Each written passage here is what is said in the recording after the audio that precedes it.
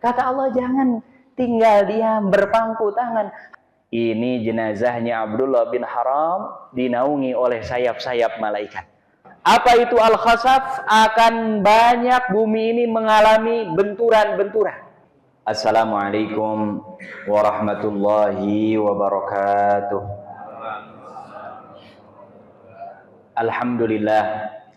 Alhamdulillahilladzi hadana lihada wa ma kunna linahtadiya laula an hadanallah. Asyhadu an la ilaha illallah wahdahu la syarikalah wa asyhadu anna Muhammadan abduhu wa rasuluhu alladzi la nabiyya wa la rasula ba'dah. Radina billahi rabba wa bil islami dina wa bi Muhammadin nabiyya wa rasula. Subhanaka la ilma lana illa ma 'allamtana innaka antal alimul hakim. Amin ya rabbal alamin. Summa ma ba'du. Alhamdulillah wa syukurillah jamaah sekalian rahimakumullah. Pertama-tama kita bersyukur kepada Allah. Allah karuniakan banyak sekali karunia nikmat iman, nikmat Islam, nikmat sehat walafiat. Termasuk Allah mudahkan kita pagi hari ini sudah berpagi-pagi ya, berada di tempat terbaik, rumahnya Allah Subhanahu wa taala, dan insyaallah kita niat lanjutkan dengan ta'lim, mampir di taman-taman surganya Allah Subhanahu wa taala, dan kita akan mendapatkan warisan Rasulullah Shallallahu alaihi wasallam. Mudah-mudahan ini semua dicatat sebagai amal soleh dan menjadi tabungan kita nanti bekal menghadap Allah Subhanahu wa taala. Amin ya rabbal alamin.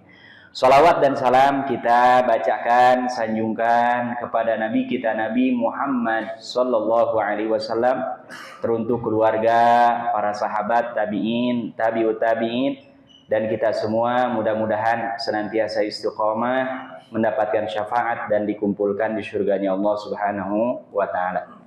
Jamaah sekalian yang dirahmati Allah Subhanahu wa taala, kita akan melanjutkan membaca kitab Nihayatul Alam.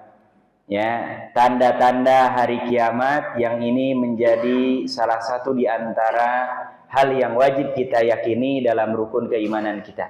Kemarin kita sudah bahas sampai nomor 85. Hari ini kita akan lanjutkan nomor 86 sampai seterusnya.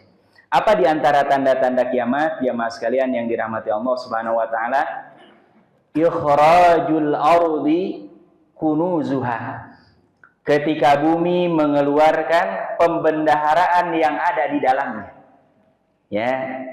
Ini hari ini kita menyaksikan bahwasannya banyak di belahan negeri, termasuk di negeri kita, dulunya dianggap nggak ada apa-apa. Ternyata banyak sumber apa?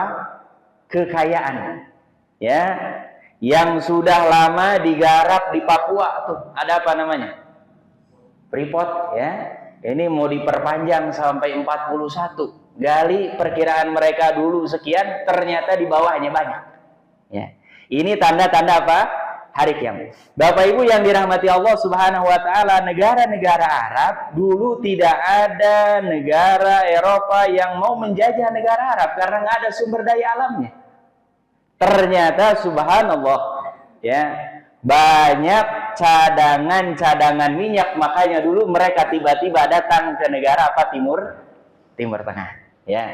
Nah, ini ketika bumi sudah mengeluarkan pembendaharaan kekayaan yang ada di dalamnya, ini tanda-tanda apa?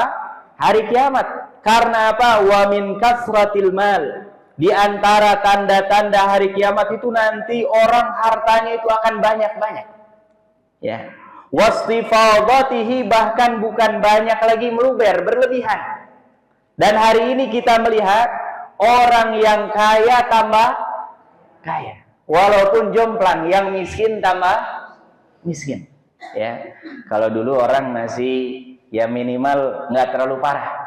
Kalau hari ini ada orang yang tiap hari pemasukan banyak, pengeluaran nggak ada. Dan ada yang kebalikannya, pengeluarannya banyak, pemasukannya nggak ada.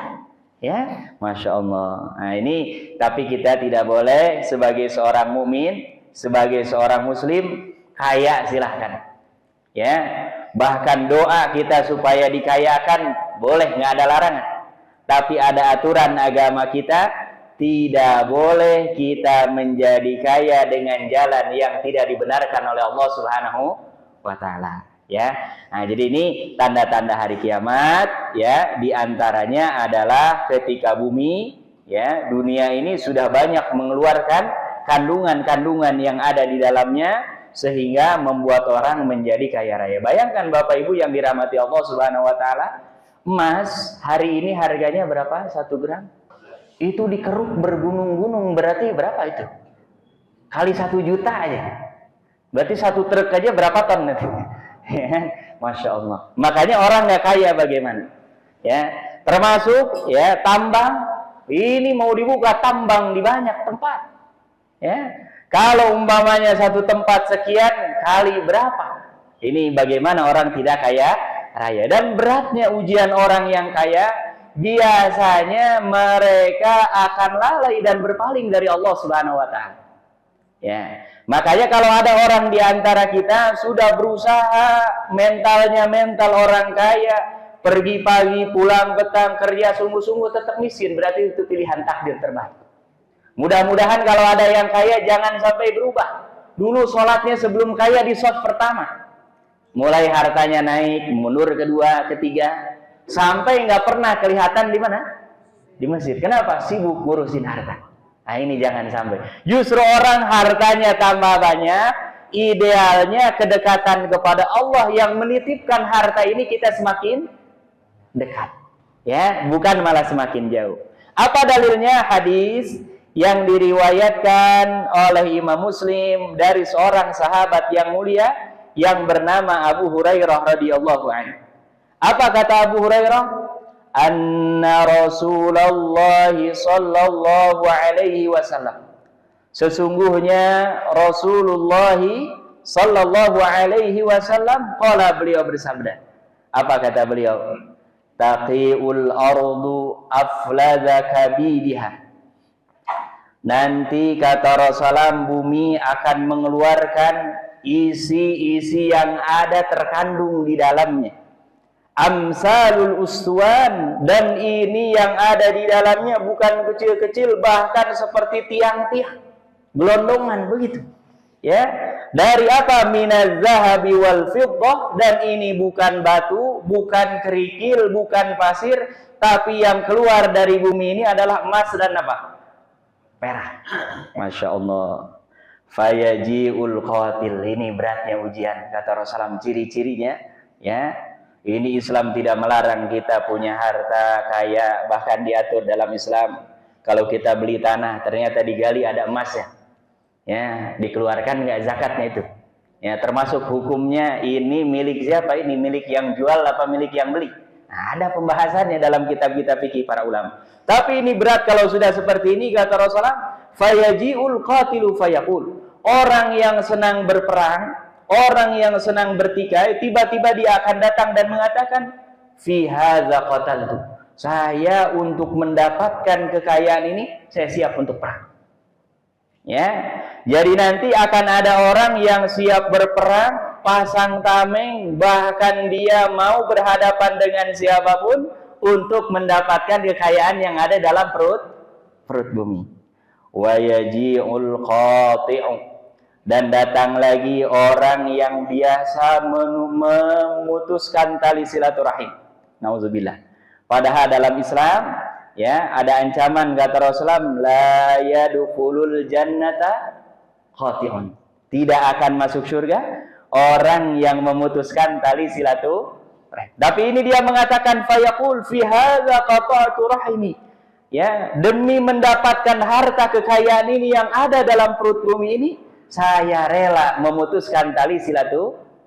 Ya Allah, ya Rabbi, ini makanya tidak boleh. Apalagi yang ketiga, kata Rasulullah, wa yaji'us sariqu, dan akan datang di hari itu di mana orang pencuri. Nah, kalau ini sudah jelas. Fayaqulu, dan mengatakan, fi hadza qata'tu yadi, untuk mendapatkan kekayaan ini saya rela tangan saya apa? Dipotong. Ya, yang penting dapat apa? kekayaan. Kemudian dijelaskan oleh Rasulullah Shallallahu Alaihi Wasallam. Makanya Bapak Ibu, urusan dunia jalan aja. Ya, urusan dunia jalan, urusan akhirat lari kencang. Karena apa? Dunia kita, semua kita kalau lapar pasti itu ke dapur nyari makanan bagaimanapun. Tapi kalau urusan akhirat sudah tahu dalilnya, tahu ancamannya, tahu keutamaannya. Kadang-kadang untuk gerak itu cepat apa berat? Berat. Ya, makanya lihat bahasa-bahasa Al-Quran. Kalau untuk akhirat kata Allah Subhanahu Wa Taala, walikulli wijhatun huwa muwalliha fastabiqul khairat. Setiap umat kata Allah punya kiblatnya masing-masing, berlomba-lomba dalam kebaikan. Ya. Kalau bahasa kata Allah Subhanahu Wa Taala, kita ingin mendapatkan surganya Allah, kenikmatan surganya Allah, yusqauna min rahiqim makhtum khitamuhu misk. Apa kata Allah? Wa fi dzalika falyatanafasil mutanafisu. Kita kalau mau minum khamr di surga yang murni itu, kata Allah jangan tinggal diam berpangku tangan, harus berlomba-lomba, pacu diri kita. Karena apa?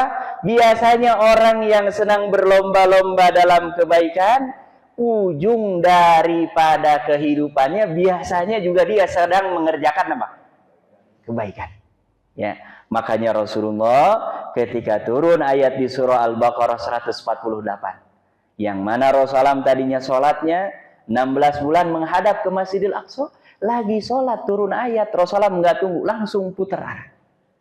Padahal Bapak Ibu, kalau umpamanya Nabi selesaikan dulu salam, baru nanti sholat berikutnya pindah arah kiblat, Allah kira-kira marah apa nggak? Nggak marah, wong orang sedang sholat. Ya kan? Dan ini baru turun perintahnya di tengah-tengah sholat. Tapi Nabi nggak pernah menunda amal. Nabi begitu ada perintah Allah langsung passwordnya apa? Sami'na wa apa. Nah makanya kalau amal soleh selalu rumusnya apa Bapak Ibu? Enter, jangan entar. Kita ini suka entar tuh. Makanya nggak jadi. Lihat Nabi contoh. Nabi ini kurang apa? Tahajudnya sampai bengkak, jaminan surganya, segala Nabi itu paling tinggi. Tapi begitu ada perintah baru, langsung segera. Dan sahabat-sahabat Nabi meniru Nabi Muhammad SAW. Beruntung Bapak Ibu. Ya, ini kita pagi-pagi begini, biasanya orang yang bergadang pun jam segini bangun apa tidur? Malah tidur dia. Ya, aneh. Ya, makanya di kampung saya orang yang begini disebutnya kalong. Apa kalong? Siang gak ada, malam keluar. Tapi giliran mau pada apa? Nanggung sholat subuh dulu. Malah tantangan beratnya. Malah mau subuh malah ngantuk. Tapi dia sepanjang malam berjam-jam itu kuat. Dia nahan ngantuk. Ya, subhanallah. Lihat sahabat Rasulullah tidak pernah menunggu amal. Ada seorang namanya Hanzalah. Catat ini, Hanzalah. Ini anak muda. Ya, Hanzalah ini subhanallah dia menikah. Malam pengantin mendatangi istrinya. Tiba-tiba Allah Subhanahu Wa Taala melalui Rasulullah memerintahkan untuk keluar kepada suatu peperangan namanya Perang Uhud, bulan Syawal tahun ketiga Hijriah. Kita dalam Islam orang kalau menikah, belum pernah menikah sebelumnya, ada kelonggaran selama 7 hari itu. Dia boleh mengurangi aktivitasnya. Ya, aktivitas sosial tentu kalau kewajiban sholat, kewajiban-kewajiban yang sifatnya pribadi ini tidak boleh ditinggalkan. Tapi yang sifatnya sosial ada jeda waktu berapa? 7 hari. Ya, kalau yang sudah pernah menikah kemudian menikah lagi dia ada 3 hari. Ya, tapi ini subhanallah, ini Hanzalah dia malam pengantin ada seruan dari Rasulullah berangkat, semua berangkat, tinggalkan istrinya. Dan dalam kondisi masih apa? Junub. Sampai Hanzalah dikenal dengan sebutan Ghosilul Malaikah. Wallahu ta'ala ala wa'alam. Apakah sahabat lain ya ada yang memang mendapatkan gelar ini? Tapi sepanjang kita membaca sirah-sirah para sahabat, yang dapat gelar Ghosilul Malaikah, satu-satunya jenazah yang dimandikan oleh malaikat adalah Hanzalah. Sampai ketika Rasulullah SAW Selesai perang, kemudian diinspeksi oleh Rasulullah satu persatu. Sebutkan ini Hamzah, Rasulullah nangis luar biasa. Mus'ab bin Umair, sampai Rasulullah ini gimana cara mengkafaninya? Ditarik ke atas nggak cukup, ke bawah, kata Rasulullah, tutup atasnya, ke bawahnya pakai daun idkhir. Kemudian Rasulullah mendapati sahabat-sahabat yang lain, subhanallah luar biasa. Ketika didatangi oleh Rasulullah ini namanya Hanzalah. Apa kata beliau? Inni ra'aitul malaikata tawsiluhu baina samai wal ardi bisihafin min fiddah. Saya diperlihatkan oleh Allah, melihat langsung ini Hanzalah dimandikan oleh malaikat antara langit dan bumi. Jangan kita bayangkan antara langit dan bumi, berarti gantung. Itu ya. Ini alamnya alam apa? Gaib. Ya, dan kita tidak bisa menyaksikan langsung malaikat. Kalau Nabi memang diberikan kemampuan oleh siapa? Oleh Allah, ya. Bapak Ibu, kalau di Masjid Al-Muttaqin ini ada orang meninggal, tiba-tiba pas disolatin, Gubernur Jawa Barat datang ke sini. Kira-kira bakal geger nggak? Bakal pada nanya nggak? Ini siapanya gubernur nih? Ya kan? Atau wali kota Bekasi tiba-tiba ya nggak ada hujan, nggak pernah saja rumahnya jauh. Nah, tiba-tiba nyolatin di sini, pasti orang sini kan nanya-nanya. Ini siapanya bupati? Ya, siapanya wali kota? Para sahabat pun begitu Nabi menceritakan ini sahabat kita dimandikan oleh malaikat antara langit dan bumi, bahkan bejana yang menampung airnya terbuat dari perak. Para sahabat bertanya, "Anna hada ya Rasulullah?" Kenapa bisa sampai dimandikan oleh siapa? Apa kata Rasulullah? Salu ahlahu, jangan tanya saya, tanya keluarga. Ya, tanyakan kepada istrinya. Ternyata rahasianya apa? Kata istrinya, kharaja wa huwa junubun hina sami'al hatifah. Ini suami saya keluar dari rumahnya padahal dia masih dalam kondisi junub ketika mendengar seruan dari Rasulullah SAW untuk berangkat ke perang Uhud. Ya, makanya ini istimewa luar biasa. Ya, ini padahal Hanzalah masih muda. Ada yang tua, Abdullah bin Haram. Ini bapaknya Jabir bin Abdullah, sama. Jadi Bapak Ibu dalam bab amal soleh nggak kenal tua, nggak kenal muda, yang istiqomah, yang konsisten, yang bersegera, itu yang akan dipilih oleh Allah. Itu yang dia akan mendapatkan pahala terbaik dari siapa? Dari Allah. Padahal ini Abdullah bin Haram umurnya sudah tua, anaknya banyak 10, laki-laki 1, perempuan 9. Dan yang laki-laki ini satu hanya Jabir bin Abdullah. Hartanya nggak banyak, bahkan dia punya banyak hutang. Warisannya hanya satu pohon kurma. Subhanallah. Ketika diinspeksi, apa kata Rasulullah? Inni ra'aitul malaikata tarfa'u ajnihatiha.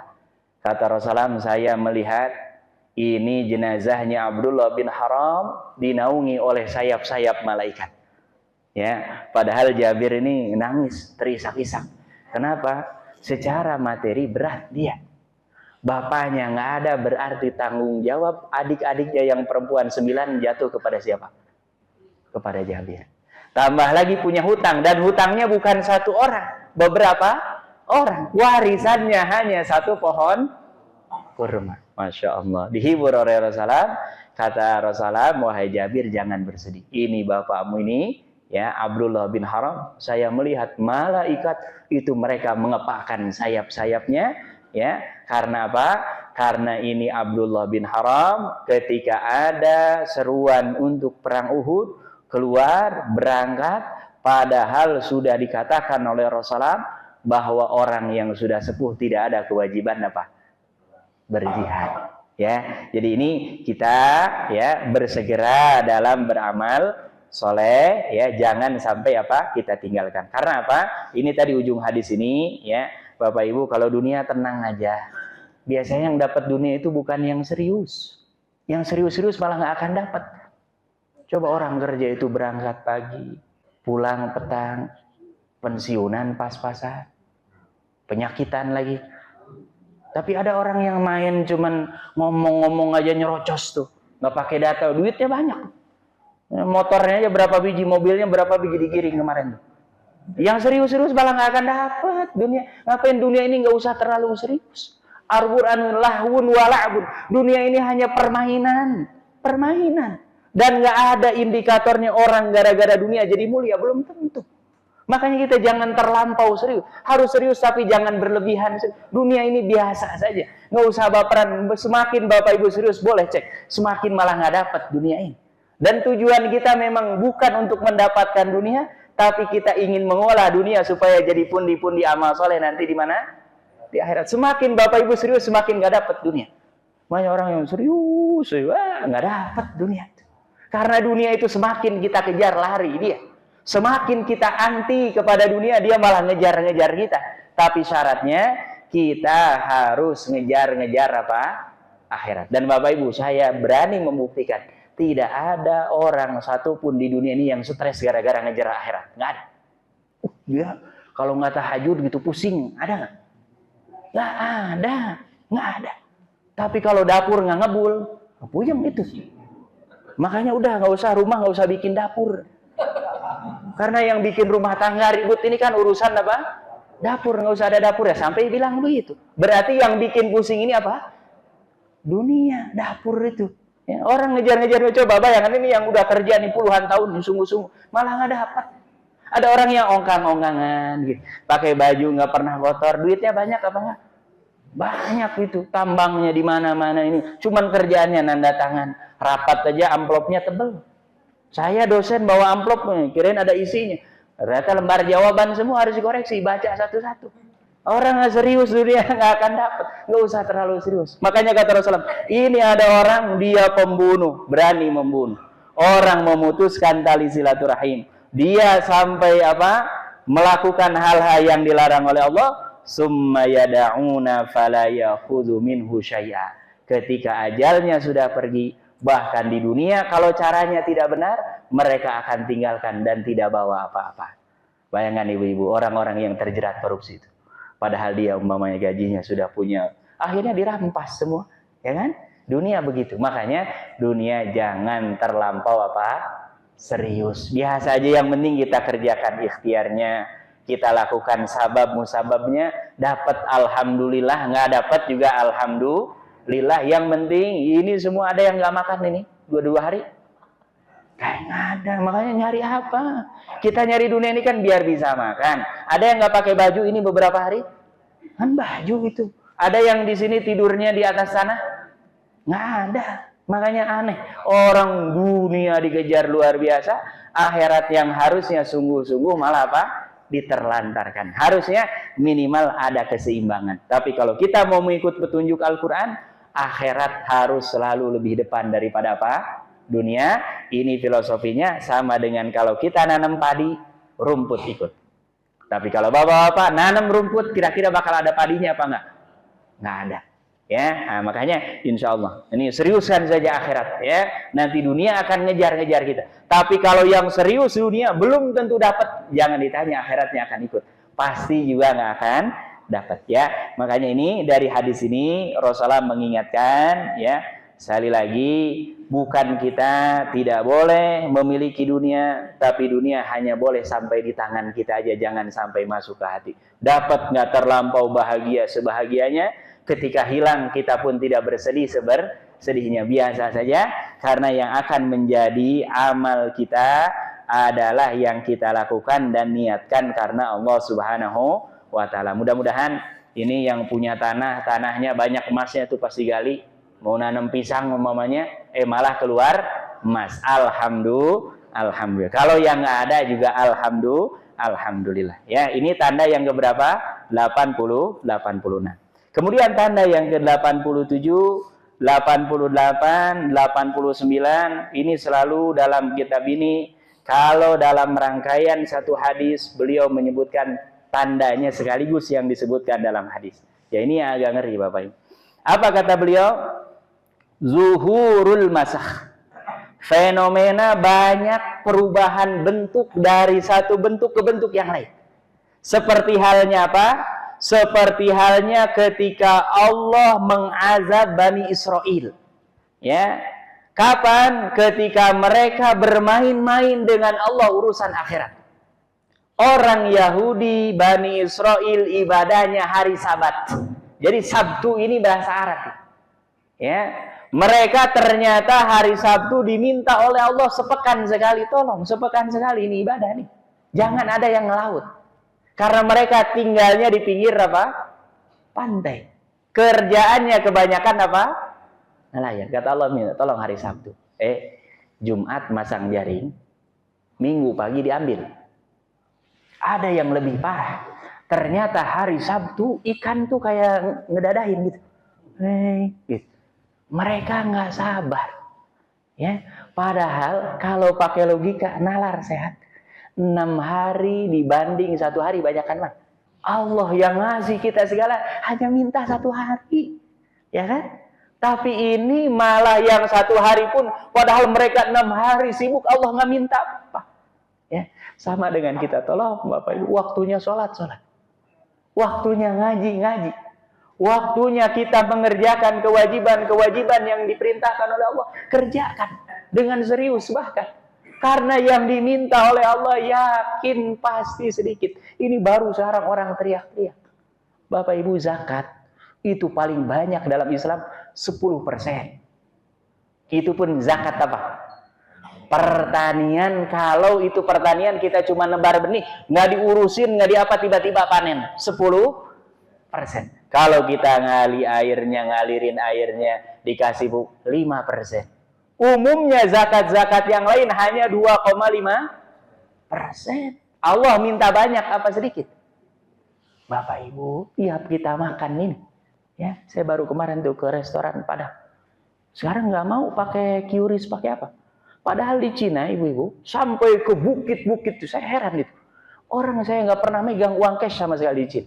Semuanya pakai QRIS, tempel.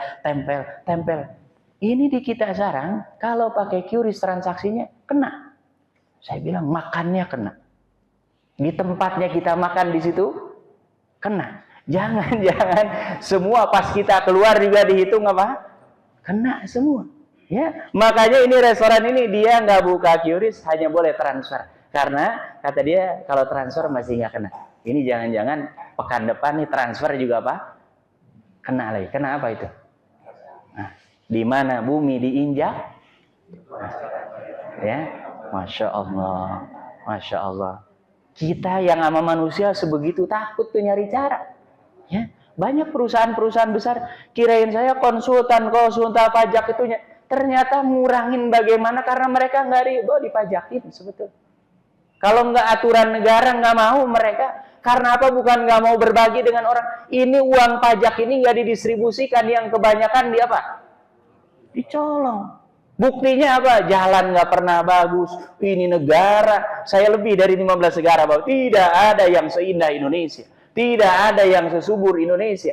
Air itu saya pernah, itu 1 botol segini, ada yang harganya sampai 150.000. Bapak Ibu, di Jepang hari ini harga beras 100.000 kalau di uangnya. Di kita masih berapa ya? 10.000 masih ada. Bahkan ada raskin itu 5.000 itu raskin itu. Ya, yang bisa jadi bubur. Ya. Ini dua, tapi apa? Banyak yang akhirnya nggak mau bayar, bukan karena nggak mau sebagai warga negara, tapi pengelolaannya apa? Nggak benar, nggak bagus. Ya, makanya ini Allah minta tolong, ini yang sudah wajib zakat keluarkan, dahulukan. Nggak banyak, 2,5%. Kalau Bapak Ibu kita punya 1 miliar, 2,5%-nya berapa? Dikit, ya kan? Dikit, ya. Makanya ini tolong, jangan ada yang menunda-nunda, keluarkan haknya Allah. Supaya apa? Nanti Allah tambah, Allah turunkan keberkahan, dan yang sudah pasti hati kita pasti apa? Tenang. Ya, nah ini. Jadi kembali lagi, ini nanti ya tanda-tanda hari kiamat akan banyak perubahan bentuk seperti halnya Bani Israel, mereka Allah laknat jadi apa? Qiradatan wa khanazir, monyet-monyet dan babi-babi. Ini memang tafsirannya ada 2. Kata para ulama ada yang betul-betul hilqahnya, dirubah bentuknya. Yang tadinya manusia dikutuk jadi apa? Monyet dan babi. Ada juga yang berpendapat bahwa mereka bentuknya manusia, tapi karakternya seperti apa? Monyet dan babi. Apa karakternya monyet? Monyet itu yang paling melekat serakah.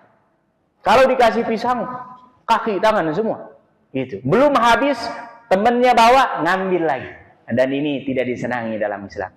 Yang dianjurkan dalam Islam, kita kalau punya lebih malah bagi kanan, kiri, depan, belakang. Kalau ini monyet nggak mau berbagi, bahkan yang ada di tangan orang mau apa? diambil. Makanya jangan jadi monyet. Kalau babi apa? Kalau babi itu jorok luar biasa. Jorok makanan apapun. Dan ada makanya dalam Islam kita tidak diperkenankan makan daging babi. Ya, karena apa? Itu cara prosesnya pun segala. Babi itu kotoran pun dimakan. Ya, binatang-binatang lain tidak ada yang separah apa? Babi. Nah, ini memang ada dua penafsiran. Nah, ini nanti akan ada masa di mana Allah akan menampakkan fenomena al-masakh ini berubah. Ya, kalau bumi sudah banyak yang dulunya bukit, sekarang jadi genangan air udah banyak gitu. Ya, bahkan Bapak Ibu kalau ke Sulawesi Tenggara ada satu tempat, di situ tempatnya aspal terbaik di dunia nomor 1. Tapi jalannya jelek. Ini yang saya kadang-kadang, ini gimana ceritanya ini? Ya, orang di situ tambang emas, tapi orangnya miskin-miskin. Bahkan beli baju aja nggak mampu. Kan ini logikanya gimana? Yang jauh dianterin, dikirimin, yang dekat malah apa? Nggak diperhatiin. Bahkan nggak dapat. Minimal kan kalau kita orang sekitar dulu kasih. Tapi ini namanya apa tadi? Serakah. Ya, makanya dalam Islam tidak boleh. Kemudian yang selanjutnya wal khasaf. Apa itu al-khasaf? Akan banyak bumi ini mengalami benturan-benturan. Insyiqaq. Ya, terbelah. Peristiwa yang terbaru kemarin di Bekasi, Kabupaten Karawang ada namanya apa? Gempa. Ya kan? Nah, ini sudah tanda-tanda apa? Hari kiamat. Dan semakin menjelang hari kiamat akan semakin banyak. Ya. Makanya puncak nanti hari kiamat disebutnya dengan al-insyiqaq. Idzas sama'u syaqqat, idzas sama'u fatarat, wa idza, semuanya ini akan mengalami apa? Benturan-benturan, sehingga apa? Kalau ada benturan, ini bumi jadi tidak lagi kokoh, ya. Kemudian yang terakhir, yang selanjutnya ke-89, kata beliau adalah al-qazaf. Al-qazaf itu artinya nanti akan ada lemparan-lemparan batu dan api dari langit. Ya, nah ini yang kita sering sebut biasanya fenomena-fenomena apa? Alam. Ada jatuh meteor, ada jatuh apa? Nah, ini termasuk tanda-tanda apa? Hari kiamat. Ini semua Bapak Ibu yang dirahmati Allah Subhanahu wa taala dijelaskan dalam hadis Rasulullah sallallahu alaihi wasallam, ya. Yang mana hadis ini diriwayatkan oleh Imam Tirmidzi dan kata Imam Albani beliau mengatakan hadis ini derajatnya sahih. Ya. Apa hadisnya? An Imran bin Husain, diriwayatkan dari seorang sahabat Nabi namanya Imran bin Husain. Siapa ini Imran bin Husain? Sahabat Nabi yang sakit lama. Nama sakitnya apa? Bawasir. Apa bawasir? Keluar tetesan darah dari kemaluan. Jadi netes terus. Ya, termasuk Imam Syafi'i rahimahullahu taala, beliau salah satu di antara penyebab kematian ajalnya beliau punya penyakit ini. Padahal Imam Syafi'i ini menguasai selain ilmu keagamaan, beliau termasuk ahli di bidang kedokteran di masanya. Ya, tapi beliau termasuk yang menyesal saya tidak memperdalami ilmu kedokteran, dan beliau setiap kali ngisi pengajian di Masjid Amr bin As, nanti pindah ke Masjid Imam Syafi'i. Jadi ini kalau ngisi pengajian begini, celananya basah. Basah apa? Darah. Gitu ya, saya Allah taala. Ini yang sekarang orang ada nggak penyakit seperti itu. Jadi keluar netes ya. Nah, ini Imran bin. Tapi beliau walaupun ada Rasulullah Shallallahu alaihi wasallam nggak pernah minta didoakan supaya sembuh. Kan ada seorang perempuan datang kepada Nabi Shallallahu alaihi wasallam, dia punya penyakit ayan. Bapak Ibu tahu penyakit ayan ya? Nah, saya pernah lihat satu kali di Masjid UI itu di apa itu Jakarta Pusat itu. Nah, Salemba. Lagi sholat tiba-tiba ada orang lompat-lompat. Nah, ternyata alhamdulillah jamaahnya sudah paham. Gitu ya, penyakit. Ini kata perempuan Rasulullah, tolong doakan. Karena kalau saya tiba-tiba penyakit ini datang, kadang-kadang aurat saya terbuka. Saya khawatir ada aurat yang nampak dan ini bisa jadi apa? Menyumbang dosa. Rasulullah tolong doakan. Apa kata Nabi SAW? Kamu pilih.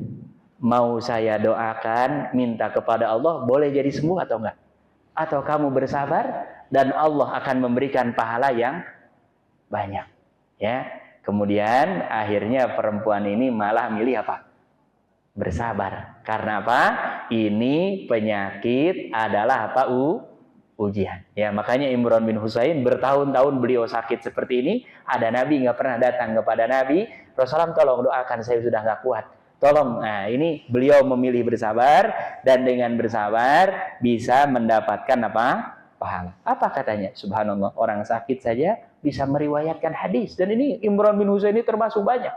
Ya, termasuk banyak disebutkan dalam kitab-kitab hadis, meriwayatkan hadis dari Rasulullah. Ini menunjukkan bahwa para sahabat walaupun sakit mereka tidak pernah absen dari majelisnya siapa? Rasulullah sallallahu alaihi wasallam. Padahal beliau uzur. Apa katanya? Anna Rasulullah sallallahu alaihi wasallam qala. Sesungguhnya Rasulullah sallallahu alaihi wasallam beliau bersabda, fi hadhil ummah, pada umat ini Rasulullah sudah memberikan isyarat akan ada beberapa peristiwa.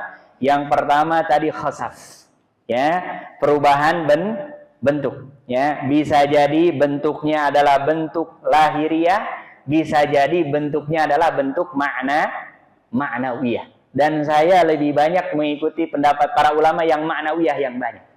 Ya, contoh yang paling sederhana, mohon maaf, dulu orang kita perempuan pakai celana ngatung itu bukan tren, ya. Walaupun ngatung biasanya paling sampai betis. Sekarang orang ngatung sampai mana? Sampai paha. Ini kan perubahan, ini pergeseran. Dulu orang masih pakai apa? Samping, pakai kain, ya kan? Dan mereka malu. Kalau sekarang orang sampai apa? Nggak ada malu. Ini sudah perubahan. Dulu Bapak Ibu yang dirahmati Allah Subhanahu wa taala. Anak-anak kita minimal setiap hari ngaji. Ada TPA, ada TPQ. Sekarang, ya, ini anak-anak mereka sudah banyak yang nggak ngaji. Apalagi di kota-kota besar seperti ini. Ya, makanya saya kemanapun ngisi ceramah ada TPA-nya nggak nih di masjid? Ada lembaga pendidikannya. Karena apa? Yang bisa menjaga hanya masjid, yang lain belum tentu. Ya, ini juga termasuk apa? Perubahan. Bapak Ibu boleh cek. Saya termasuk ngecek anak sendiri. Padahal sekolahnya SDIT. Ikut LTQ pula. Setiap malam saya simak hafalannya. Itu banyak yang ngaco. Kenapa? Pendidikan nggak bisa diserahkan ke lembaga. Yang paling kuat pengaruhnya adalah siapa? Di rumah orang tuanya. Saya awalnya, ini bagus. Dicek, Masya Allah. Kenapa? Logikanya guru megang anak berapa? 5, 10. Nggak mungkin kepegang semua. Tapi kalau anak kita, bukan hanya kita ingin mengecek kelahiriahnya, tapi ini adalah bagian daripada bentuk tanggung jawab dari siapa? Dari Allah. Saya Bapak Ibu cek ini, jangan-jangan yang anak-anak lahir di kota ini jangan-jangan bacaan sholat aja nggak hafal.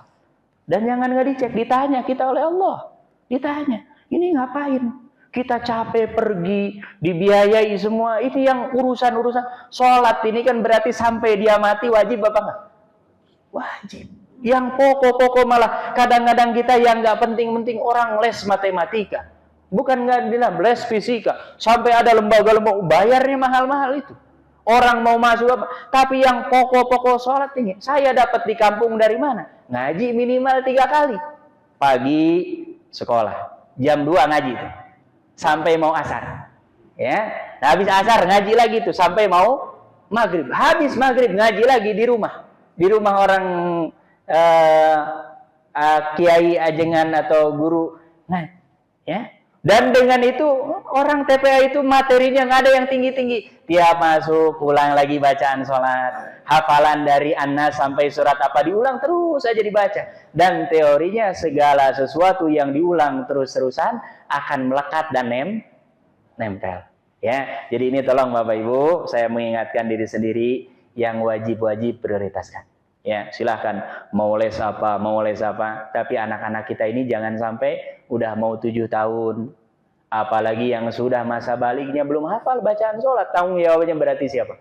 Kita memfasilitasi tidak, mengajarkan tidak, nganter ke TPA juga tidak, membimbing juga tidak, berarti masalahnya bukan di anak, di siapa?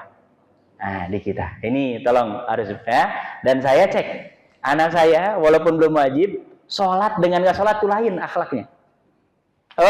Anak-anak ini yang sholat 5 waktu walaupun dia belum wajib, lain akhlaknya. Orang dia kalau masih ikut sholat, diomongin denger. Tapi kalau yang hari itu nggak sholat, susah ngomong tuh kita. Udah sampai ngebusa-busa, sampai ngamuk pun nggak didengar. Kenapa? Nggak ada pancaran cahaya dari Allah. Itu padahal anak belum balik. Gimana kalau bapaknya anak-anak? Gimana kalau kakaknya anak-anak? Ya kan?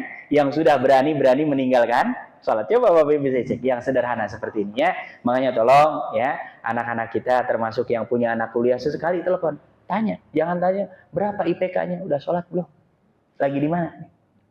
Tolong nitip. Ini masjid ini ada pengajian, kalau perlu kita tahu, datang minimal seminggu sekali. Yang enggak los, sudah los, sudah. Yang dipikirkan dia kuliah, nyari kerja, nah mati sudah, nggak dibawa. Padahal sholat itu akan ditanya. Jangankan orang sehat, jangankan orang lapang, dia lagi Allahu Akbar, Allah masih mukallaf, harus sholat. Hanya kaifiahnya, tata caranya ada keringan. Nah, ini tolong Bapak Ibu, kita mengingatkan diri kita masing-masing supaya apa? Ini kita ya tidak membawa dosa. Ya. Kemudian kata Rasulullah, wa masakh, ya, tadi sudah dijelaskan akan banyak peristiwa-peristiwa yang membuat bumi ini tidak lagi kondusif, tidak lagi stabil, ya, yang disebut dengan tsunami, gempa dan lain sebagainya. Dan yang terakhir kata Sam wa qadafun, dan akan ada bintang-bintang, api-api, batu-batu dari luar bumi ini yang tiba-tiba menyambar sehingga mengakibatkan bumi ini mengalami goncangan ya. Kemudian yang terakhir Bapak Ibu yang dirahmati Allah, tanda hari kiamat yang ke-90. Ini sebetulnya secara logika masuk akal. Apa katanya? Mau turun hujan, la tukinnu minhu buyutul madar. Tapi yang aneh bin ajaib malah rumah-rumah yang kokoh nggak kuat, hancur. Tapi rumah yang terbuat dari bulu unta malah berdiri tegak. Ya, ini Bapak Ibu lihat peristiwa tsunami Aceh. Roboh semua. Ada masjid yang apa? Berdiri. Ada bangunan-bangunan yang kalau pakai hitungan arsitek harusnya yang roboh ini lebih kuat daripada yang apa? Yang nggak roboh. Bayangkan Bapak Ibu kalau ada rumah terbuat dari seperti ini, ceker ayam, ya kan? Pakai beton, pakai apa? Dia malah hancur. Ada rumah dari bambu malah dia nggak hancur. Ini secara logika masuk apa nggak? Nggak masuk. Ini nanti kata Rasulullah akan terjadi hujan turun, ya. Ini khususnya di negara-negara Arab yang daerah Baduy-Baduy itu, mereka kalau bikin rumah bukan dari semen, bukan dari batu, tapi dari tanah liat. Makanya kadang-kadang kalau hujannya besar, biasanya rumahnya pun ikut apa? Roboh, gitu, ya. Nah, tapi ini, ya, Masya Allah, malah rumah-rumah yang beton-beton ini roboh ketika turun hujan besar, tapi justru malah rumah yang terbuat dari bulu unta, nah, malah nggak ada di kita ya. Ini menunjukkan ya kalau di kita dari bambu, dari apa yang konstruksinya biasa-biasa saja, malah bisa bertahan. Ini termasuk tanda-tanda kiamat. Min alamatis sa'ah, di antara tanda-tanda kiamat allati akhbara anha Nabi sallallahu alaihi wasallam, yang disampaikan, diberitakan, dikabarkan oleh Rasulullah sallallahu alaihi wasallam, nuzulu matarin minas sama, turunnya hujan dari mana? Dari langit. Ya, dan hujan ini Bapak Ibu nikmat berkah dari Allah. Makanya jangan-jangan kita sering banjir ini hujannya bukan hujan berkah. Ya, walaupun kalau secara lahiriah ya memang salahnya kita, tempat air diisi. Ya kan? Karena air logikanya selalu ngalir dari tempat yang lebih tinggi ke yang lebih rendah. Orang kita sudah tahu rendah, malah yang rendah ini bahkan dulu tempatnya air malah dia apa? Dipakai. Nah itu secara lahir. Tapi secara maknawiyahnya jangan-jangan harusnya air ini yang menjadi sumber kehidupan malah jadi sumber malapetaka. Ya, nah, makanya ini kita berbanyak istighfar kepada Allah, termasuk Bekasi ini.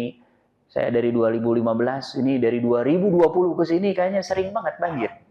Bahkan tempat-tempat yang belum pernah dengar berita sebelumnya ada banjir, sering mengalami apa? Kebanjiran. Ya, makanya ini mudah-mudahan bukan ya azab dari Allah, tapi peringatan ya bagi kita. Mudah-mudahan kita segera kembali kepada Allah Subhanahu wa taala. Berdasarkan hadis yang diriwayatkan dari Imam Ahmad dan para ulama, di antaranya Imam Al-Haythami, beliau mengatakan bahwa rawi daripada hadis ini adalah sahih, ya derajatnya sahih. Apa hadisnya? Fa'an Abi Hurairah radhiyallahu taala an. Diriwayatkan dari sahabat Nabi, namanya siapa? Abu Hurairah. Anna Rasulullah sallallahu alaihi wasallam, sesungguhnya Rasulullah sallallahu alaihi wasallam qala, beliau bersabda, la taqumus sa'atu, tidak akan terjadi hari kiamat. Mudah-mudahan kita tidak menyaksikan peristiwa hari kiamat, ya. Hatta tumtiru sama'u mataran. Kata Rasulullah, kiamat tidak akan terjadi sampai Allah menurunkan hujan dari langit. Dan hujan ini bukan hujan biasa, karena peristiwanya la yakinnu minhu buyutul madad. Marah gara-gara hujan ini, rumah-rumah yang terbuat dari beton malah terseret air ke bawah arus. Wala yakinnu minhu illa buyutus syi'r, malah yang bisa bertahan, ya, tidak ada yang tersisa kecuali rumah yang terbuat dari bulu-bulu, ya, dari apa? Bulu-bulu. Karena orang-orang Arab khususnya pada saat itu, bahkan sampai sekarang, di antara rumah yang tidak permanen atau semi permanen, mereka masih menggunakan apa? Bulu-bulu, kulit-kulit binatang dan lain sebagainya. Ini malah rumah-rumah yang seperti ini Allah biarkan berdiri, sedangkan rumah-rumah yang kuat terbuat dari batu, dari beton, dari semen, dari bata, semuanya malah hancur ketika terjadinya apa?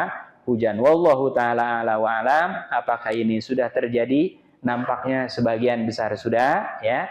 Apakah masih akan terus terjadi atau hanya sekali saja? Yang tahu hanya Allah Subhanahu wa taala. Tapi ini mudah-mudahan jadi pengingat, jadi tazkirah bagi kita. Mudah-mudahan yang sudah istiqomah ibadah, jaga dan lanjutkan. Yang belum, ayo, ya. Karena yang meninggal lebih tua dari kita, jangan ditanya. Yang seumuran kita, Bapak Ibu harus sudah mengabsen. Saya teman-teman kuliah sudah ada, teman-teman di pesantren sudah ada, bahkan teman SD, teman main udah berkurang. Berarti sudah tinggal gilirannya pada saatnya siapa? Kita. Bahkan lebih dari itu, yang lebih muda umurnya dari kita, yang meninggal pun sudah apa? Sudah banyak. Nunggu apa berarti kita kalau tidak mulai beramal soleh? Sedikit banyak, ya, kita memperbanyak amal soleh, melakukan amal kebaikan. Mudah-mudahan ini jadi bekal kita. Termasuk di hari-hari ini banyak, ya, di antara kita yang Allah uji dengan sakit, minimal tadi sholat aja banyak yang batuk, ini pilek, ya. Kita berdoa kepada Allah, mudah-mudahan yang sakit Allah berikan kesembuhan. Yang sudah meninggal Allah jadikan kuburnya raudhah min riyadil jannah. Yang sedang sulit, mudah-mudahan Allah berikan kemudahan. Yang jauh Allah dekatkan, yang haram Allah halalkan. Dan yang paling penting kita bermohon di masjid yang mulia ini, di majlis yang mulia ini, mudah-mudahan kita senantiasa dibimbing oleh Allah istiqomah, sehingga tidak ada di antara kita yang wafat kecuali wafat dalam keadaan husnul khatimah. Amin ya rabbal alamin. Saya kira cukup dari pembahasan yang ke-90. Mudah-mudahan nanti Allah karuniakan kita umur yang panjang. Lanjutkan di pertemuan-pertemuan yang akan datang. Kita ucapkan alhamdulillahirabbil alamin.